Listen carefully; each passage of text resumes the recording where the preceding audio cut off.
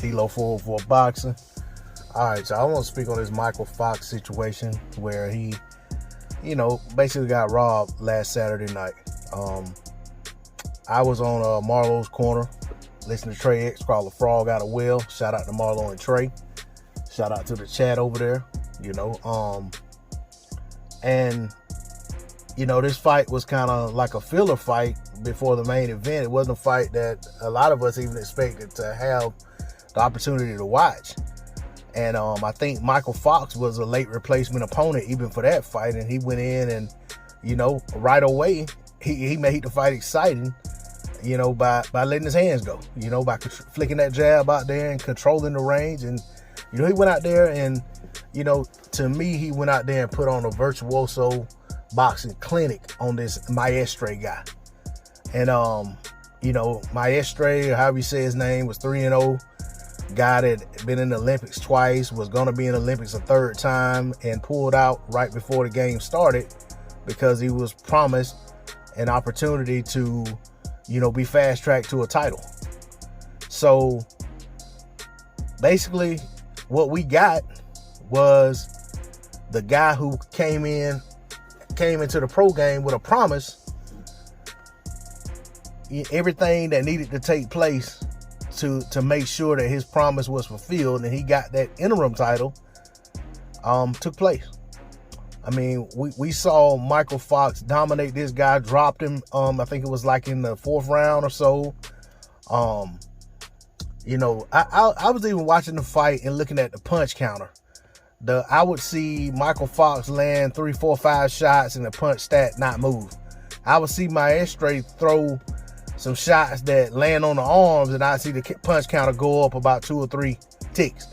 And I knew then that they was like, man, they're keeping these punch stats close. I know that stuff is unofficial, but I was like, man, why are these punch stats being manipulated to make this fight look like it's closer than what it is?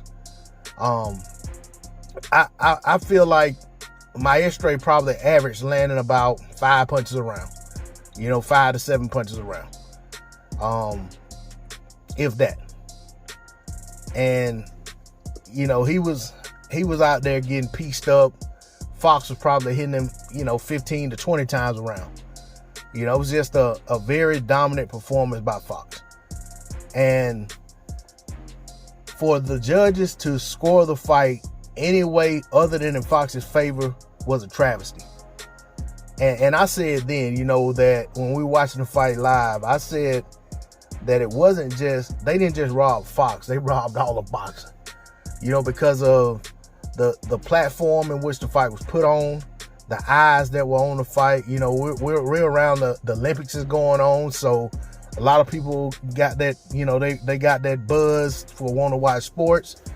And then this happens on Fox, and even the Fox commentators are outraged. Go on Twitter, PBC Fox is complaining about the scoring of the fight.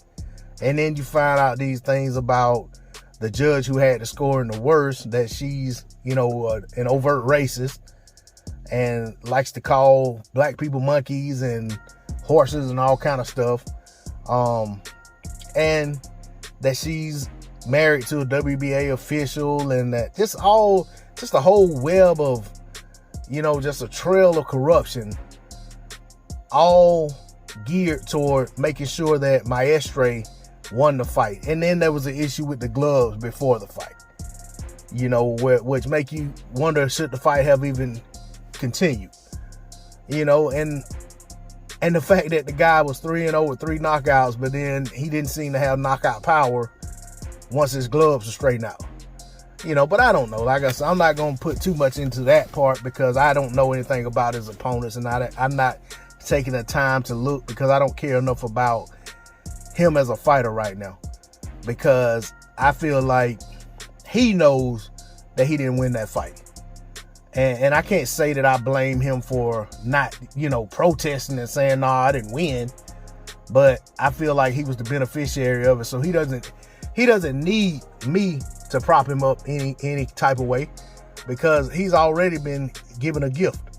And I feel like the only thing the WBA can do to make it right is to overturn the decision, give Michael Fox that little interim title, and let him continue to his path toward, being in contention to work toward a title shot.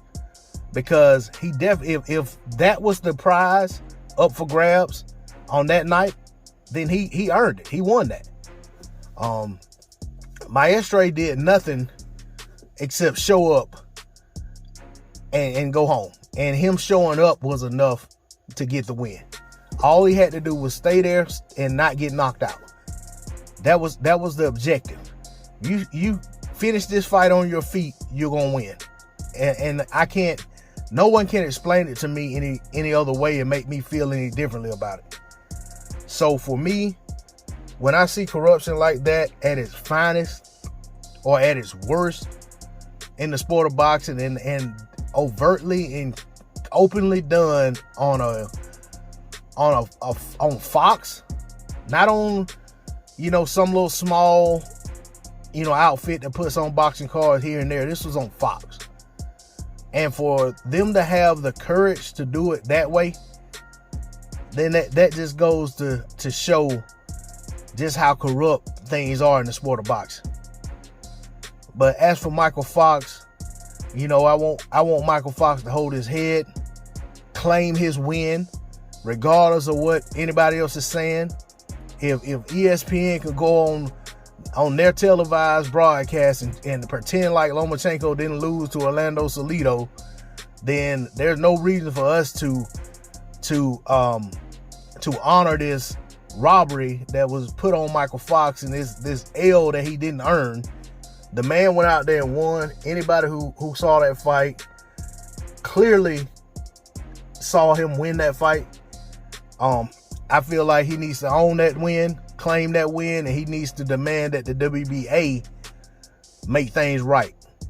Damn a rematch. They robbed him one time, they can rob him twice. This time they'll just do a better job of trying to make it look better. That's all I got on that. D-Lo 404 Boxing. Like, share, comment, subscribe. I'm out.